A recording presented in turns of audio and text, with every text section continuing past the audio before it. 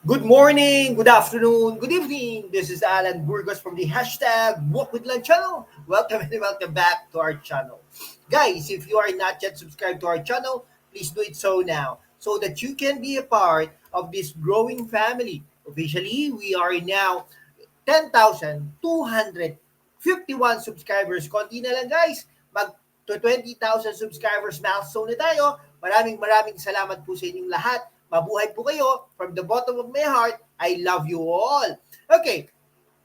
Ang pag-usapan po natin today ay yung lumabas na survey ng Electra? Hindi ko po alam eh. Pero anyhow, senatorial preferences ng Mindanao, ano ang desisyon ng mga botante sa 2025 midterm elections. So, ihaharap po natin sa inyo yung 12 pangalan, 12 pangalan na nakapasok dyan sa parang electrolytes, Electra na survey firm. Actually, tatapatin ko po ngayon na nung nakita ko po ito, parang ngayon ko lang po narinig, no? Pero tingnan po natin kung sino po yung mga pangalan na yan at paghuntahan natin. At sigurado ako, sa mga mahawak dito sa mga politikong ito, ay talagang makikita natin na ito ay may mapag-aaralan po tayo dito sa mga pangalan na ito. Ang handog naman po ng hashtag Walk with Lan, ang ating channel, ang ating programa, ay maiahon, no? Magkaroon ng kaalaman ng ating mga kababayan, no? Pero at the end of the day, nung pagsulat natin or shade natin dito sa mga pangalan na ito, sa inyo yan. Personal, no? Kung anong boto ko, iba ang boto nyo, wala pong ano yan. Hindi ko po kayo huhusgahan, hindi nyo din po ako huhusgahan. Ganun lang po yun. Okay? Sige i-share ko po sa inyo itong image na ito para paghuntahan natin kung sino po ba yung mga pangalan na ito. Ganun naman po, napakahalaga niyan. Okay? Kahit nga po dati ko magkaiba kami ng pananaw pagdating sa mga ganyan. Okay? Paghuntahan natin. Siyempre, mag-start po tayo sa bandang baba, no? Electra Pulse Strategies sa Mindanao. Mindanao lang po to, fourth quarter of 2024, no? So, January 2024. Kayo, sino po ba mga gusto nyo na mga pangalan na wala dito? Okay? It's quite interesting, no? Kasi kung Mindanao ito yung gusto, no? Tingnan natin kung taga Mindanao nga batang mga to, no? Ang 12 po dyan, ang number 12 ay si Kiko Pangilinan. Si Kiko Pangilinan po ay dating naging konsihal, dati po naging senador yan, okay? Asawa po yan ni Sharon Cuneta, okay? Sikat na rin yung mga Pangilinan, di po ba? Naging presidente pa yata ng Councilors League, member or presidente. Tapos, tumakbo mo bilang vice presidente ni Leni Robredo, ngunit sabay po sila natalo ni Leni Robredo. Dahil nga po, ang kagustuhan ng Pilipino at the time ay unity and continuity. Yun po ang tama. Okay? Yan po lagi natin sinasabi dito. Unity and continuity ng Duterte administration. Kasi sa tingin natin, maraming nagawa si Duterte. No? Infrastructure, yung war on drugs, okay? No smoking policy, yung iba't ibang mga programa, libreng sakay, paglilinis ng kapaligiran, mga gano'n, parang traffic, no? Yung di ba? Traffic sa EDSA, na ibsang, okay? Yung mga pang-araw-araw, no? Sa naiyaw, tanimbala, nawala, etc. Ganun po yun. Ngayon, si Kiko Pangilinan natalo no? Ngayon, tumatakbo, number 12 siya sa Mindanao. Hindi ko lang po alam kung sa nationwide medyo alangan no? Pero tingin natin, si Pangilinan ay may may ibubuga din kasi abogado din yan, naging konsehal, naging senador, ibig sabihin, ang programa niya ay sa agrikultura, pagkain, pwede rin natin yan, kaya lang hindi ko rin po ini-endorso siya, pero sa tingin ko, kung makakapasok siya, ay okay naman siya bilang senador, no? Tumatakbo siya sa hanay ng Liberal Party, katikat niya si Bam Aquino, no? Something like that. So, Pangilinan, number 12. Okay? At least, nakapasok naman siya. Ito si Lito Lapid, number 11, dating gobernador, dating vice-gobernador ng Pampanga. Okay? Ayan, artista. Yan po ang advantage pag artista. Anyhow, sabi nga ng mga kaibigan natin dyan sa Pampanga, ipoboto daw nila yan dahil kabalin. Anyhow, nasa sa inyo po yan. Pero in fairness naman sa kanya, yung seatbelt law, siya po ang main author dyan, Si Lito Lapid. Okay? Kayo, iboboto nyo po ba si Lito Lapid? Sino po ba mas iboboto nyo? Kiko Pangilinan o Lito Lapid? Kung ako papipiliin nyo, Kiko Pangilinan, Lito Lapid, pipiliin ko po si Kiko Pangilinan. Okay? Something like that, Ako hindi, yung mga pronouncements si Pangilinan, sometimes ayoko din. Pero kung ako nga, papipiliin nyo between the two, Lito Lapid at Kiko Pangilinan, syempre pipiliin ko po Kiko Pangilinan. Okay? Pero hindi ko po sila ini-endorso parehas. Okay? Number 10 po, si Bam Aquino, no? Si Bam Aquino po ay dating senador, parang si Kiko Pangilinan. Lito Lapid, senador ngayon. Matagal na naging senador. Wala pa yata talo yan. Natalo lang yan sa dyan sa Pampanga din, di ba? In the past. Pero yung anak niya tumakbo bilang senador ng Pilipinas, Lito Lapid, talo, no? Ito si Bam Aquino, okay? Natalo na yan, no? Nung nag-re-elect po siya sa 2019 sa panahon ng Duterte administration. Okay? Bam Aquino, talo, no? Ngayon, ito yung pagkatapos niya natalo nung re-election, tatakbo siya.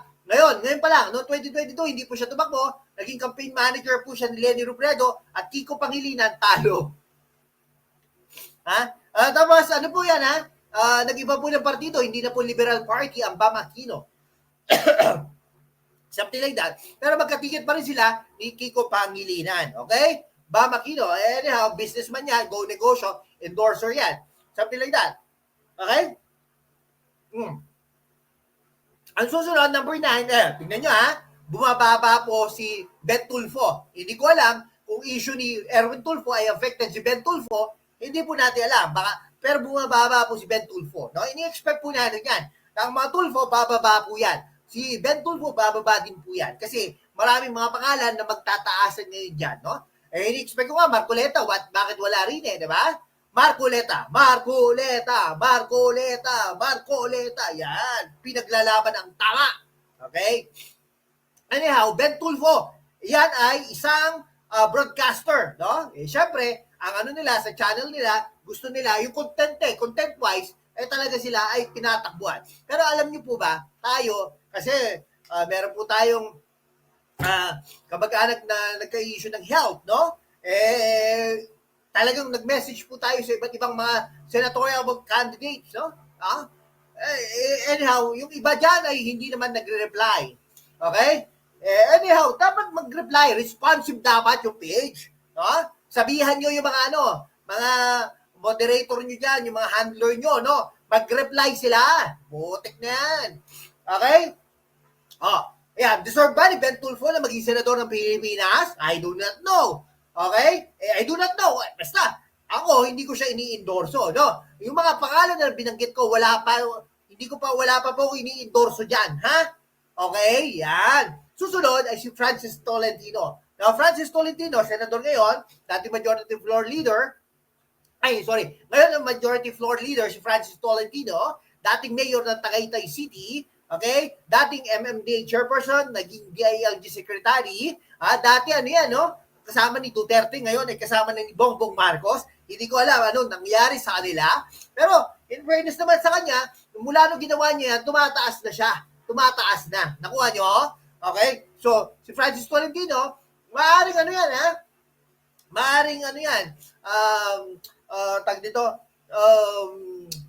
contender talaga yan, no? Kasi tumataas siya, nakikita ko din mga pangalan niya. Si Francis Tolentino. Yan.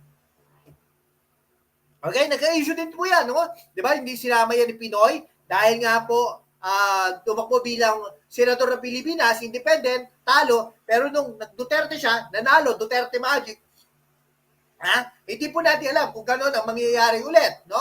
Kung Bongbong Magic.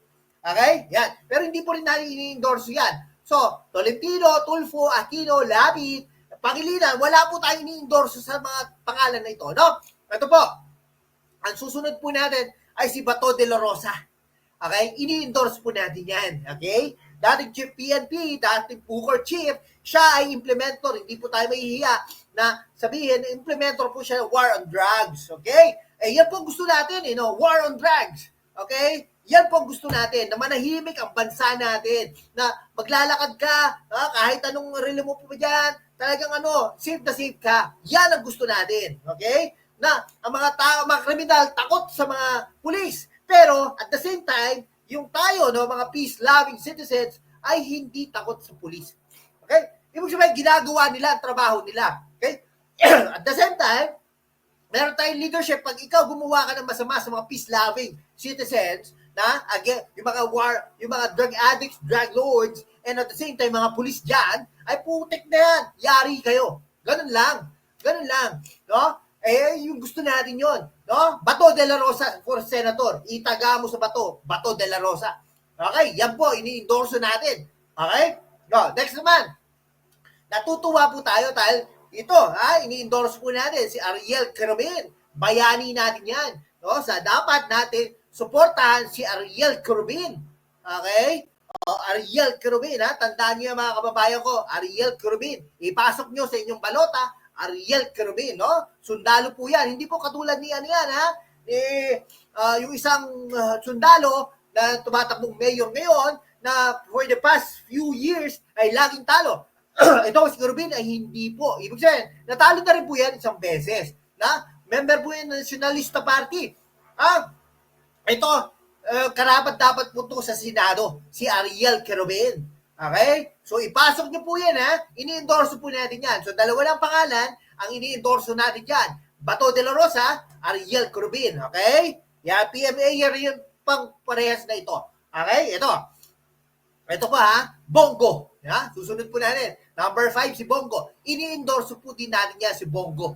Okay? Yan, taga Mindanao yan, Siguro, Ariel Kerubin, dahil siguro baka nag-duty siya dyan dati in the past, kaya po malakas siya dyan sa Mindanao. Okay, Bongo, ito, nag-message po sa akin yung kanyang staff, no? Talagang siya, at saka po siya, father po siya ng Malasakit Center, no? Hindi po yung parang, pera niya ba yun? Hindi naman ganun eh. Batas po kasi yun. Siya po ang nagpasa nun. Para si Lito Lapid, di ba? Yung seatbelt law, no? Nagsisave ng lives. Kaya po, siyempre, baka nga doon na nanalo si Lito Lapid because it saved lives. No? Ganon din po si Bongo, Malasakit Center. Kaya ini-endorso din po natin yan. Si Bongo, Bongo, yan.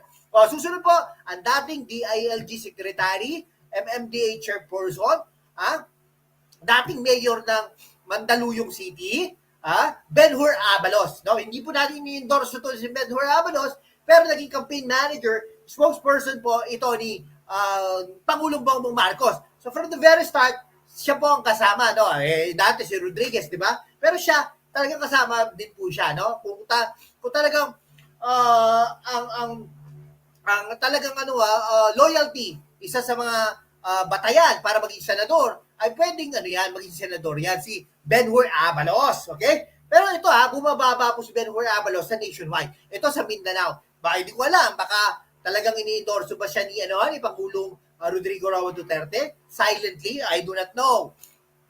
Okay, susunod ang anak ng Jensen, no? Manny Pacquiao, no? Boksingero, dating senador, tumakbo bilang presidente ng Pilipinas, ngunit talo. Syempre, matatalo po, di ba? Manny Pacquiao, ikaw, sino ba mas deserving maging senador ng Pilipinas? Ariel Kerubin o Manny Pacquiao? Mag-comment po kayo dyan, no? Susunod ay si Tito Soto, number 2. Dating Senate President, tumakbo bilang Vice President ng Pilipinas, talo.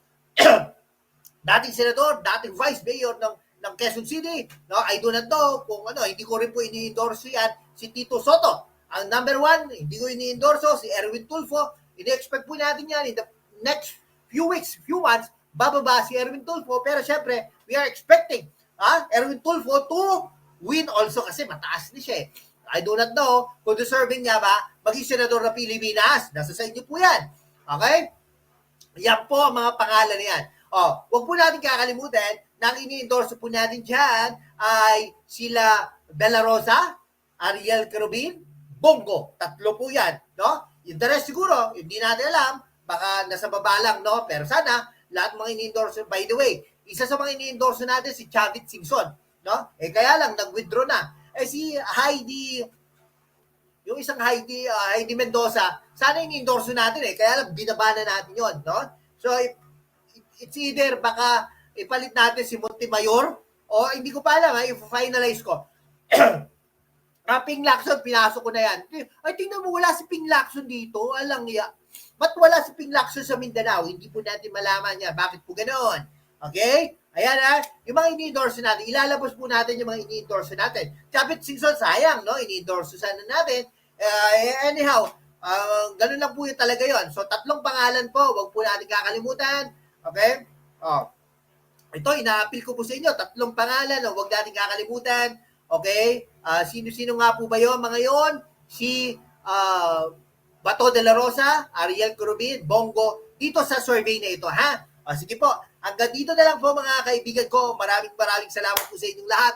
Mabuhay po kayo!